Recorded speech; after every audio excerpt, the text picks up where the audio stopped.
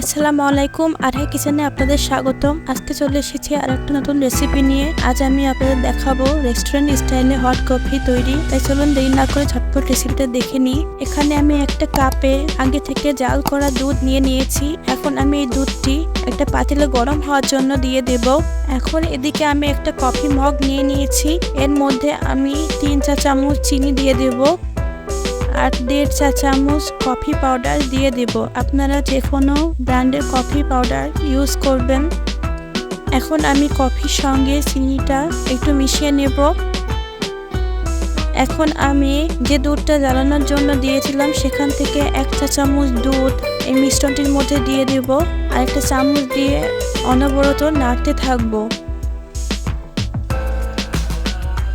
দেখুন মিশ্রণটি অনবরত নাড়ার পরে আস্তে আস্তে কালার চেঞ্জ হয়ে আসছে।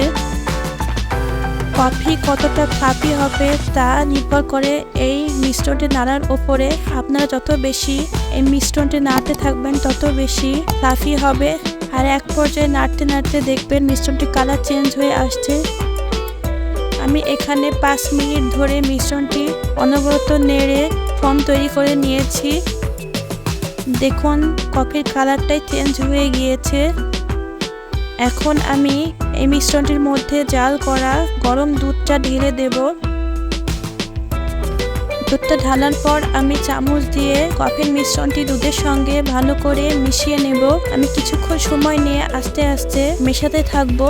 আর দেখুন এরই মধ্যে ফেনা তৈরি হয়ে গিয়েছে। এভাবে কিছুক্ষণ নাড়ার ফলে আস্তে আস্তে ফেনা তৈরি হচ্ছে। দেখুন কত সুন্দর ফেনা তৈরি হয়ে গিয়েছে। আর এরই সাথে তৈরি হয়ে গেল মজাদার হট কফি।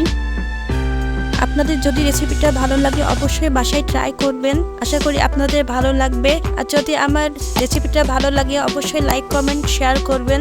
এতক্ষণ ভিডিওটি দেখার জন্য ধন্যবাদ। সবাই ভালো থাকবেন। আল্লাহ হাফেজ।